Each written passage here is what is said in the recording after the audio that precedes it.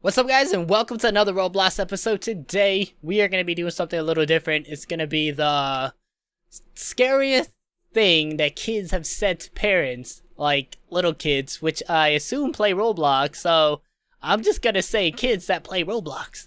you know, a little bit of that clickbait. Well, anyways, so let's start reading some of this stuff, guys. Sometimes when kids say stuff, sometimes it's like funny. Sometimes they just have a big imagination, and sometimes they just really believe in their imagination, but you never know. Now, you never know when some of those times might be real. And that's when you best run, boy. I mean, like, look at this kid right here. He looks like he's for real. Like, he's about to, like, dive into your soul and take you over. So here's number one. I was with my sister, her husband, and their 2-year-old daughter. We were talking about loved ones that had recently passed. My father had died sometime recently. My brother-in-law went and grabbed a picture of his mother, who had died in a car crash when he was 6, to show me.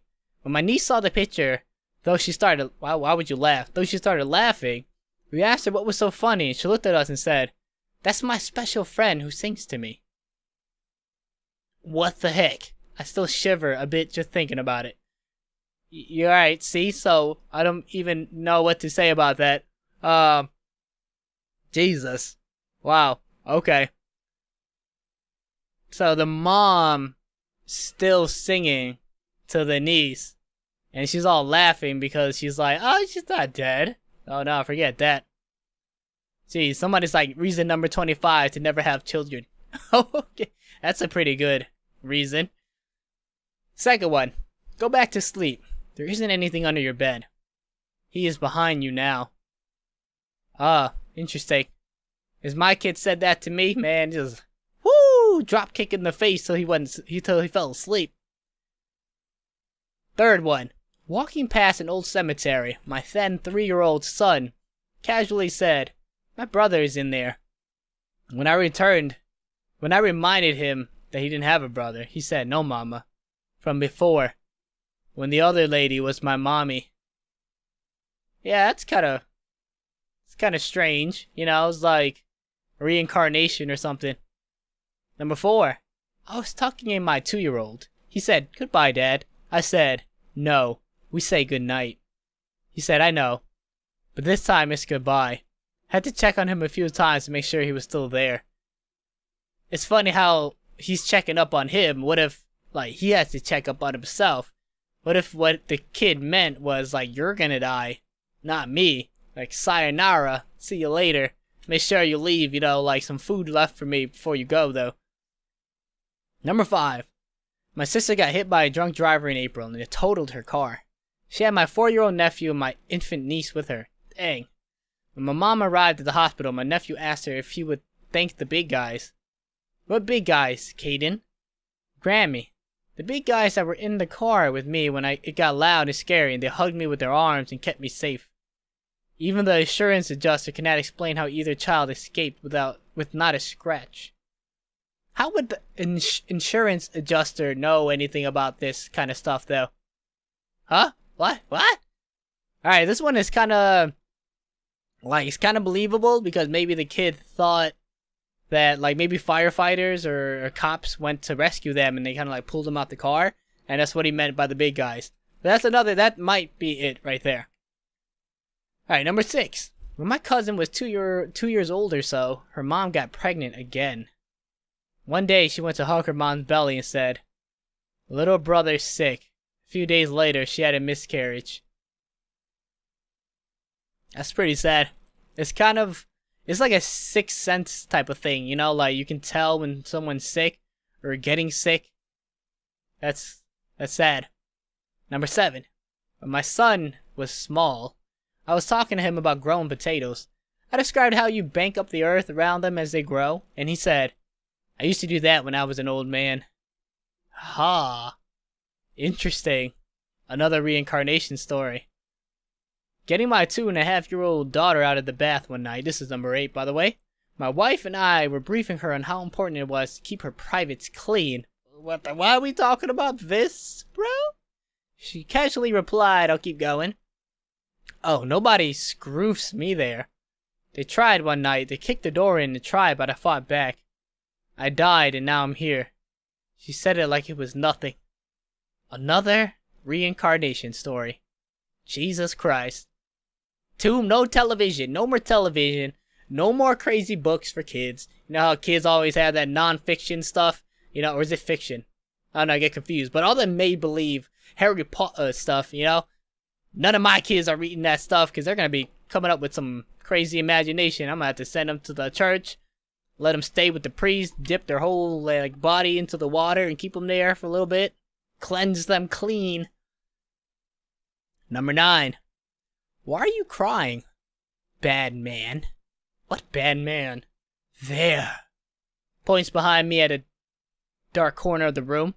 Lamp on bookshelf next to said darkened corner falls off as soon as I turn to look. She slept in our bed that night. Jesus. Number 10. My 3-year-old daughter stood next to her newborn brother and looked at him for a while, then turned and looked at me and said, Daddy, it's a monster. We should bury it. Something tells me that she's not going to like the little brother very much. You know, it's a monster. Maybe she just thought it looked so weird, you know, because they're small and bald and all scrunchy looking and just, you know. So I can see how kids could think they're a monster or something. I don't know what this next page thing is. Okay, there's more than, it says 10 plus. Okay, so we can read a little bit more than 10. I know it's going to say 10 on the title, but, you know, it's going to be a short video. I actually want to tell you guys something. There was actually a pretty similar story to this that happened to me.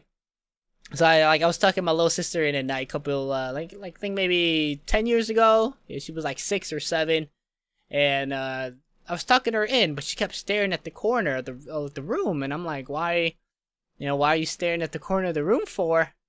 And then she goes I don't know what she said, but she looked in the corner, and she pointed over there, and she said oh, she's over there or something. That's exactly what she said. I'm not even kidding. I don't know why she said it. But she said it, and as soon as she said it, I just grabbed her, and we just man, I just bolted out that room so quick, I don't even know. I thought I was the Flash. For real. I thought I just, gained some superpowers. But I got out of there so quick, and then kind of forgot about it afterwards, but it was just such a random thing to say, you know? And then if I try to remind her now, she won't remember that she said it. So it's kind of freaky. It's maybe they got, taken over, you know? Because they're, I don't know. I don't know what happened. Maybe they get taken over and they say some random stuff. But that was a true story right there. So number 11. My mother was babysitting my daughter while I was at a doctor's appointment and said, "Oh no, Grandma. Mama's not coming anymore today. She was in a bad accident. She can't come get us." I had indeed been in an accident that almost killed me at that exact time. None of my family had yet been notified. Number 12. My sister Haley was born exactly 2 months after our great-grandmother died. I'm sorry. I'll start over. My sister Haley was born exactly 2 months after our great-grandmother died. One day, Haley woke up and informed us it was her 95th birthday. When we tried to reason with her, she started crying, saying that her real name was Irene, my granny's name, not Haley. This lasted all day, and the next day, she didn't remember anything. That is creepy. So the great-grandmother, is now your daughter? Or the sister now? Number 13. I was sound asleep, and at around 6 a.m., I was woken up by my 4-year-old daughter's face inches from mine. She looked right into my eyes and whispered, "I want to peel all your skin off." The backstory here is I had been sunburned the previous week, and was starting to peel. In my sleep-addled state, however, it was pretty terrifying for a few seconds. I didn't know if I was dreaming or what was going on. Number 14. My 4-year-old son and I were waiting for our food at Panera. While we stood there, he started rubbing my belly and talking to it. I asked him what he was doing. He said that he was talking to the baby. I informed him that I was not pregnant, and he said, "There is a baby in your belly. I just saw it crawl across the floor and climb up into you." WTF. WTF, yo, right in the middle of Panera, when I'm trying to eat. You know, I just lost my appetite. Thanks, son. Thank you. Number 15. Just today, my 4-year-old son told me, I think we live in a pretend world, and someone is playing with us. I asked him what he meant, and it got even weirder. Well, it seems like someone does things to us, but we can't see them. Because we are in the world, this world, and they are not. Ah, interesting. Alright, not that scary, but interesting. Number 16. Our 4-year-old daughter, my 4-year-old has an imaginary friend named John. He's had him for a while, but a few months ago he came to me, completely serious, and said, "Big John said he loves you," and then walked away. Now he has always referred to him as his buddy John. For example, my buddy John and my grandfather's name was John, and everyone used to call him Big John. He passed away when I was 6 years old. We lived with him at the time of his passing, and he was such a huge part of my life. I have never referred to him as Big John or even John when speaking about him. Always just Grandpa. Ooh, man. Kids with imaginary friends are, I don't know if I'd approve of it. Sometimes you never know. Like, a kid's imagination is so strong, it just manifests into, like, a real imaginary person, and scary. Number 17. My sister described her imaginary friend saying, "He sits on my bed and waits for his mom. He's not allowed to go home by himself because of his arm." I asked what happened to his arm, and she said his mom ran him over when he was drawing with chalk. That's why he's always crying, because he doesn't like being dead. Okay, alright. Ooh, let's pretend we never read that one. What the heck? My 5-year-old asked me when he was going to be 23. I told him in 18 years. He replied, "Well, I hope I don't die again." Because that's how old I was the last time I went to heaven. Woo, creepy. Very creepy. Sometimes I feel like my take on deja vu is I feel like once you had deja vu, like you died, like just around the time that you had deja vu, and then you somehow reverted back to the time, but this time you're living it alive without dying. That's what I think about deja vu. Well, anyways, number 19. My family has recently moved to a new home in a new country. It was a well-furnished apartment. In our bedroom was a painting that looked like hair free-flowing in the air.